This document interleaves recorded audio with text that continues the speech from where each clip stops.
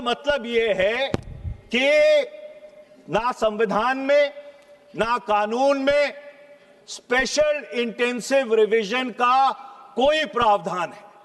ये सिर्फ एक अख्तियार चुनाव आयोग को दिया गया था कि अगर किसी क्षेत्र में कोई गड़बड़ी है इलेक्टोरल रोल के साथ, कोई मतदाता सूची ठीक नहीं है, तो उसको ठीक करने के लिए for reasons to be recorded in writing and reasons to be made public, तो ही आप एसआईआर कर सकते हैं।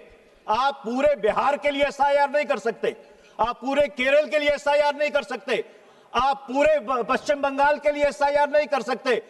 आप एसआईआर अगर करना चाहते हैं तो हर कॉन्स्टिट्यूएंसी में, हर चुनाव क्षेत्र में अलग अलग जो आपको खामियां लगती हैं, उन खामियों को रिकॉर्ड करके इन राइटिंग उसको सार्वजनिक करके फिर आप कर सकते हैं। मैं सरकार से पूछना चाहता हूं कि कहां है वो रीजंस रिकॉर्डेड इन राइटिंग।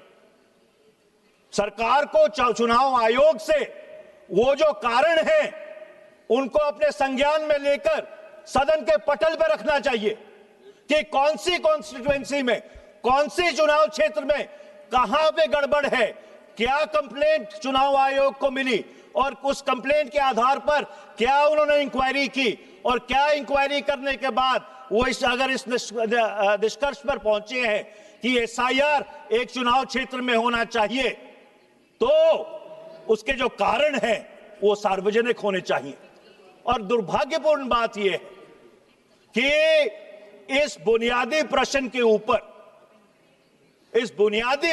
ऊपर कि चुनाव आयोग को एसआईआर कराने का अख्तियार है कि नहीं, ये दुर्भाग्यपूर्ण बात है कि अदालत में भी इसकी चर्चा नहीं हुई। ये होनी चाहिए थी। और आज मैं सरकार से मांग करना चाहता हूं कि हर संसदीय क्षेत्र, हर असेंबली क्षेत्र जहां पे एसआईआर हो रहा है, उसके कारण क्या है वो सदन के पटल पर रखने चाहिए। देश को ये जानने का हक है कि ये एसआईआर किस तरह से करवाया जा रहा है।